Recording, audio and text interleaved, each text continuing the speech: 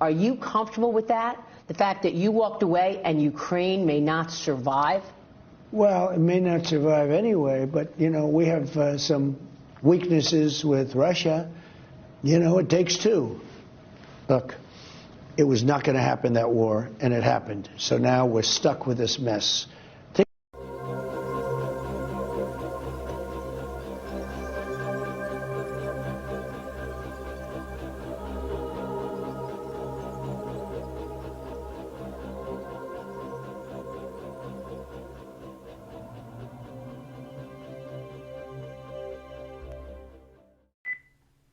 Well, hello, that's me again. Today is March 10th, it's Monday, that's 2025, if anybody has any doubts.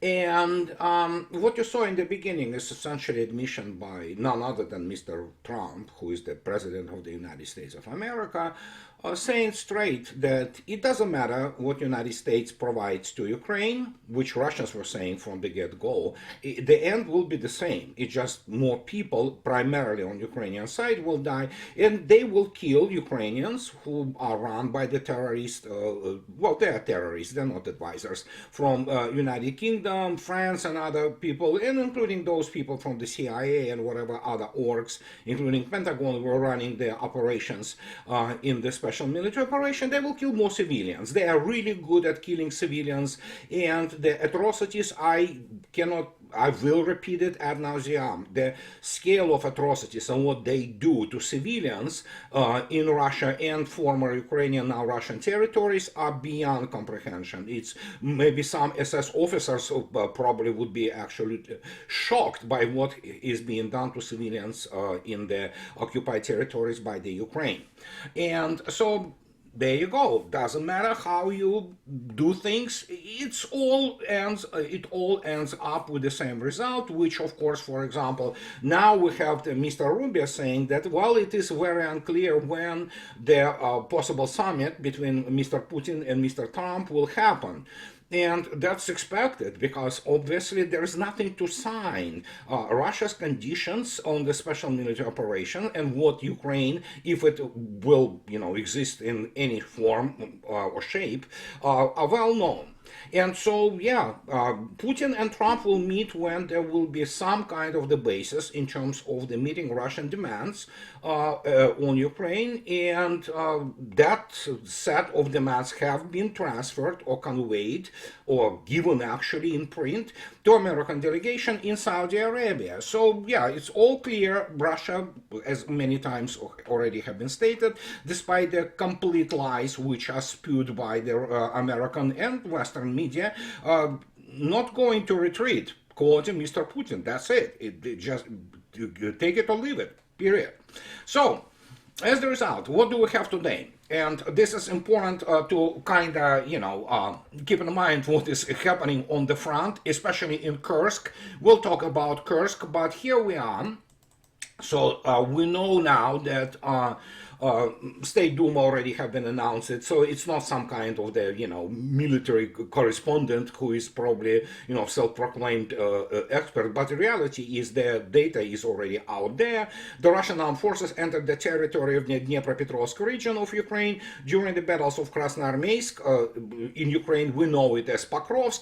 This was reported to us by the first deputy chairman of the State Duma Committee on CIS Affairs, Eurasian Integration and Relations with compatriots, Viktor Volodatsky. We took Krasnoarmeysk in tough pincers, and yes, for all those, just amateurs who love, and make no mistake, when I say amateurs, this one I say not with, degree of the contempt, but no, I'm talking about that most people are amateurs in military affairs, and if they do not understand what Russian army does for the last 3 years, here it is. As I stress again, and I will repeat it each video, I will be giving these updates, and here we are. As you can see yourself, These are the overall losses of the armed forces of Ukraine, which I already and will repeat again for those people who just joined this channel, that multiplied by 2 across the board, and that's what you will get in terms of the total casualties, while these numbers which you see yourself are the numbers of primarily key IAs on Ukrainian side. So as you can see yourself, it's pretty grim picture, you know. So and nothing could be done about it. And when you look now at for example, Kursk, where they basically collapse. They are all surrounded, and there is no way now that even if the order is given, which it will not be given by the criminals in Kiev, to withdraw, they cannot withdraw in Kursk anymore. They are fully surrounded under constant control, fire control, and yeah, if you take a look even at the photos, what is happening, this is all the roads in Kursk Oblast are absolutely littered with the burned equipment, primarily NATO produced, and from tanks to all kinds of the armored vehicles, all kinds of those Bradleys and tactical trucks and things of this nature. And yeah, here is just one of the fate of the convoys near Sudzha. These guys still think that they can move on the roads, whatever the roads are left there. No, they can't. Russians have a total dominance of the battlefield, and the issue here is how many will die before the rest of them will basically go out on those, you know, very kind of, you know, not impressive, because it's winter, well, it's spring, but it's still winter essentially, those forests, and will surrender. And many are surrendering. So there you go. Here's the convoy which tried to get somewhere, and obviously it was immediately annihilated. You cannot move there. And the question is not just because, you know, well, because of the issue of the drones, albeit drones of course play important role, make no mistake, but the thing is much more complex than just merely drones providing the ISR, intelligence, surveillance and reconnaissance for the battlefield. And as we know, Mr. Musk already stated, for example, that he is not turning off the Starlink for Ukrainians. And as I many times stated, it's a famous quote, that the loss of the communication is the loss of the command and control.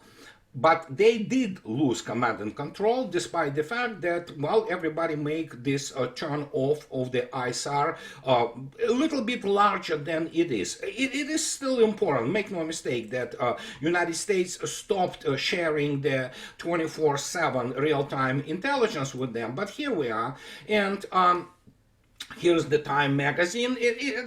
You know, what can I say? It's time, all right? Some Simon Schuster, you know, writes from Kiev that the U.S. decision to suspend the flow of military intelligence to Ukraine this week has aided the Russian advance along a critical part of the front, weakening the negotiation position of Vladimir Zelensky. There is no position for Vladimir Zelensky. There will be no negotiations, and Russia is not negotiating with him. If Mr. Schuster and these scumbags from Time think that this is somehow is possible, I have a bridge to sell them. But then again, these are Western media, mostly jerks, you know, mostly, you know, a-holes, who basically spew the propaganda primarily emanating from the Democratic National Committee, and this, you know, essentially what amounts to organized crime group, which during the last administration unleashed this hell.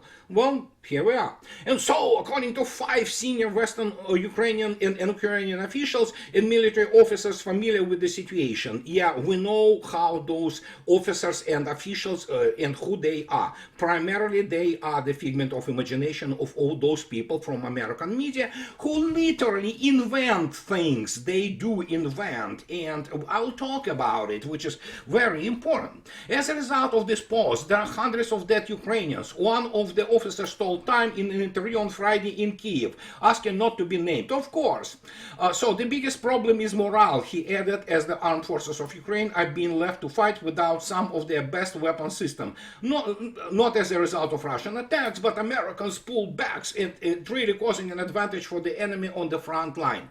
I don't know. I mean, judging by the dynamics of the losses, I mean, that advantage has existed there since the beginning. And I want to actually refer you to a very interesting video. You will say that, my gosh, why would you kind of, insert this quote, or quip, if you wish, here? Well, simple reason. If you watch, for example, Josh Rogan, I believe, interview with Bill Murray, our beloved comedic actor, comedic genius, and I absolutely adore him in the Groundhog Day, and pretty much anyway. He spoke recently about his friend John Belushi, and he said, I started reading the book by Bill, Woodward and whatever the hell, these two dudes who actually wrote, well, they are adored by the, creeps from the Democratic Party and so-called, journalist community, if you can call that journalist. He started reading those guys' book about his very close friend, John Belushi. And he said, after 5 pages, I stopped reading because it was basically filled with BS. He said, I closed the book, threw it away, and said, they framed Nixon. And the reason he said that, he said, there's so much BS, which never happened, and I knew Jim, John, my beloved friend, that they just made things up. And this is actually what is happening all across the board, because these are Western media. So they lie, they constantly exaggerate, they invent things. Most of their sources are creeps from, at best, but the majority of them are ideologically conditioned, and they are fanatics, most of them. And so, not to speak about them being not good at their job. And so here we are. That's what we have. So suddenly we have the situation that, oh yeah, ISAR is turned off and Russians are advancing. Russians have been advancing for non-stop. And essentially, when you look attentively at the dynamics of the losses, they are horrendous. Russia inflicts, basically, as I already stated, you can see in Kursk, which they now begin to, near Kursk, they begin to move some brigades which didn't enter yet to be killed. They begin to move them to the Donetsk operational axis.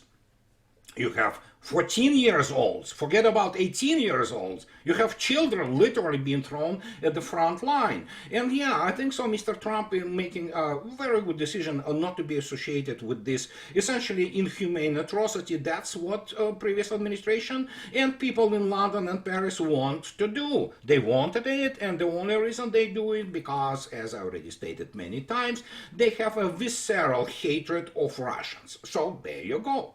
Now, I want to, going back to this Russian thing, so just to demonstrate to you what is happening, this is how Russia was always portrayed in their, there you go. It's the classic Western media, and that's how it will be portrayed, and, but before I go, many people may not know, and it's especially for the people who love those tactical minutiae, tactics, so, this platoon here, that platoon there, and, the military toys playing, things in the battlefield. Well, here it is. The thing which you might find very fascinating, but this is what it is about drones. As I say many times, that drones are just organic development of the unmanned aviation, and they have a very important place in the modern war. But look at this. Just yesterday, tank of the T-72B3M, tank of the Southern Group of Forces, withstood 18 attacks by Ukrainian FPV drones while performing a task in Chasov Yar area of the Donetsk People's Republic. The machine was performing the task. During the movement, drones began to attack it. They counted 18 attacks, one after another. The machine both performed the task and continued. They did not disable it, he said, noting that the tank was equipped with a canopy of steel cables called Medusa. Well, Medusa, it's essentially jellyfish, but obviously the name of the Medusa Gorgon in the Greek mythology. But here it is. This is not only Medusa, as you can see yourself, but you also have the antenna of the anti-drone device called Triton, and those are pretty effective, let me tell you. And yeah, 18 attacks, man, that is pretty something, isn't it? So, but yeah, tanks continue to perform. They just, basically change their role on the battlefield, and we may yet see. I don't know why we need to see it, but many people say, oh, we want this, big red offensive, and those tank columns going against, well, we may see it, but I want to talk about something today which many people still do not understand why United States is reluctant, and it was reluctant even during Biden administration, which was receiving primarily fantasies from the Pentagon and CIA about the situation on the ground, and they almost brought us to the World War III nuclear exchange, because United States cannot do a combined arms operation of this scale, and the only thing it can do is to probably launch against Russia. Here is the issue. There is a lot of talk right now about the situation with the F-35. Well, it's been like that for the last 20 years. And but there is also the very well pronounced trend on the essentially shrinking of the U.S. Air Force. It's an inevitable process, make no mistake, because well, we know because of this huge mistake which was committed with the F-35. And if you take a look, even 7 years ago, from then things got even worse. If you take a look attentively at maintenance hours for the number of the critical U.S. combat aircraft, which actually can fly and perform their missions, you can see yourself that basically, with the exception of A-10, which is actually, bastard child, many people in U.S. Air Force don't like it, while in reality it's pretty good aircraft, ground attack aircraft. So as you can see yourself, the hours, the poor coded hours per flying hour, starting from 2010, started to grow dramatically for all kinds of the mainstay aircraft, such as F-15s, F-18s, and even F-16s. You may say, why? Well, because the park of those aircraft becomes very old, and you need to maintain them longer and longer in the depot before they fly. Much of this park also is being completely written off, because they don't fly. And suddenly you have this F-35 problem, because obviously F-35, well, if you go and read Government Accountability Office and even Congressional Research Service, I don't need to present those documents. They are easily found on the internet. The situation with the F-35 is catastrophic. Most of them, half of them actually cannot fly. They cannot perform any kind of the mission, They are out of the critical 6 positions which you need to confirm your combat readiness. They don't score on any of them. They all have zeros. So this is the catastrophe, actually, and especially this catastrophe for the U.S. Air Force and the overall American view of the war is, as I continue to repeat, it never changed, and you cannot change this DNA, the doctrinal and strategic DNA in the U.S. Armed Forces. It is very simple. We fly in, we bomb the crap out of our enemy, then, mobile infantry comes and does the mop-up. Obviously, people who love the art of Mr. Verhoeven understand this is obviously a reference to the Starship Troopers. But that's exactly how the United States fights, because United States, not since Korea, never encountered serious threat in the air. Well, obviously flying against the air defense circa 19th century, does not represent the real threat. And suddenly we have the situation which is happening, and there are some butthurt, publications in the United States which write that, oh, Russians never won the air war. Yeah, they just simply shut down 800 plus, aircraft. But other than that, Russians never won the air war over Ukraine. And like last video, you saw yourself, those Su-25s obviously are those CGI, So, and they continue to struggle with this. But now we have the situation which those European chihuahuas, which have they're pathetic air forces, let's face it. Luftwaffe doesn't exist for all intentional operational purposes. French with their 90 Rafales, they represent a massive force. Now they want the nuclear cover of Europe. I mean, this is funny, yeah. And when you take a look attentively at the United States plans and executing these plans to sell F-35 to Europeans, we have now the situation when let's start taking a look at it, that first Europeans are now panicking. Why they panicking? Because, well, it's telegraphed, but it went across the Bild, all the tabloid too. But it's very important to keep in mind that F-35 kill switch could allow Trump to disable European Air Force. Those chihuahuas are actually panicking by the fact that United States indeed pretty much paused support to whatever is left of Ukraine. And so the ability of the US to flip a switch that would render them inoperable has long been the subject of speculation, but until now it has not been proven. Now, obviously, United States stops their support of this criminal regime in Kiev, and then suddenly, because against the background, this is emotional background for Europeans who do not understand modern war, they go out and suddenly somebody from, though this was because of the suspension of critical support for radar system for F-16s, which do not fly anymore. Well, they don't fly because actually they've been shut down rather than being switched off. Joachim Schanzhofer, the head of communications at Hensoldt, the German arms company, told Germany's Bild newspaper the kill switch in the F-35 is more than just a rumor. Well, everybody speculated, but suddenly somebody who is privy to the arms programs says that F-35 could be disabled from the United States. But, well, guess what? They suddenly are all up in arms and they're panicking. Europeans panicking. This is going to be their modus operandi, so to speak, non-stop now. They will panic constantly because obviously they are pathetic militarily and economically they are incapable in reality to, as last time I described, to come up with any kind of the viable arms industry. And so here we are already from 2024.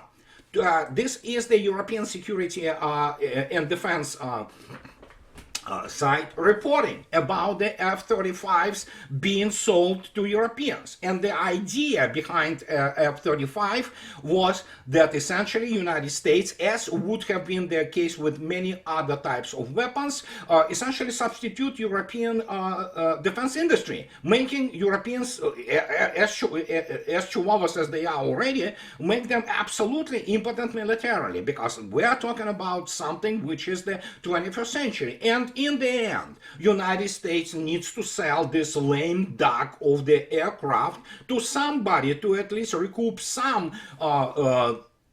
losses, which are of course, reputational and huge financial losses. And so here we are. We have the number of this aircraft that initial tranche for United Kingdom, 48 aircraft. So they have already, so they have another second tranche of 27, I believe. Denmark, record covers the 27 aircraft. Italy, 60 aircraft and 30 F-35Bs for the VTOL for the Air Force and Navy.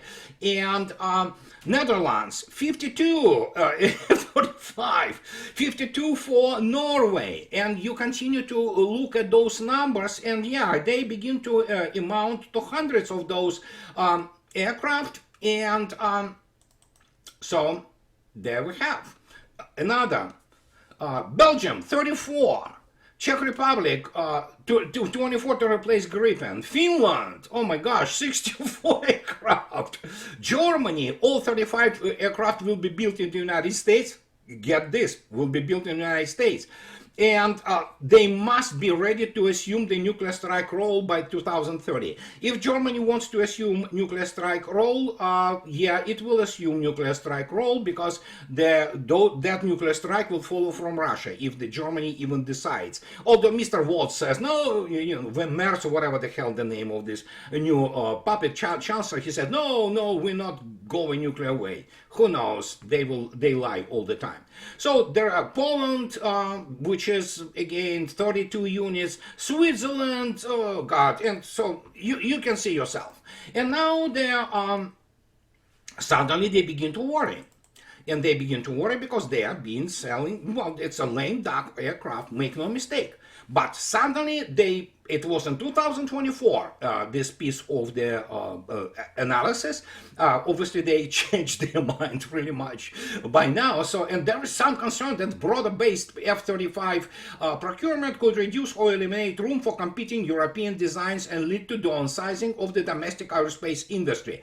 Exactly. They say that concern centers that in reality it's not as bad and that, oh yeah, we may sell up to 200 Eurofighters Typhoon elsewhere, such as Middle Eastern countries, and on and on and on. First, even by 2030, Eurofighter Typhoon will be an obsolete aircraft because no matter how you stick things in it, and you can stick, Link 16 and make it net-centric, it is simply outmoded because it cannot fight against modern air forces which possess the long-range weapons which Europe can only dream about. And then another major concern centers around the F-35 potential to suppress European 5th to 6th generation aircraft programs. The argument suggests that the across-the-board purchase of F-35 will leave too little market share to justify major investment in competitor systems. Well, they say again, oh yeah, that overlooks this and that, but again, once you begin to look at what is happening and the dynamics, it is all killing of the European combat aerospace industry. The European 6th generation programs, which are not expected to enter service before 2040. The audacity of Europeans, their arrogance is stunning because in order to produce your 6th generation, whatever they call it and whatever they mean by it, by 2040, how about they produce the 5th generation fighter? They can't. The only thing they have is the Typhoon. That's it. And again, when it came out, it was a decent fighter. It's a good machine, make no mistake.